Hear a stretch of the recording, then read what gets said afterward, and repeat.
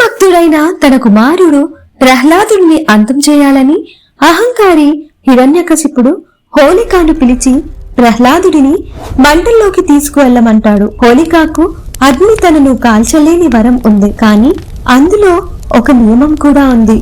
మంచి పనులకే అది పనిచేస్తుంది. చెడుకు వాడటంతో హోళిక అగ్నిలో కాలిపోతుంది.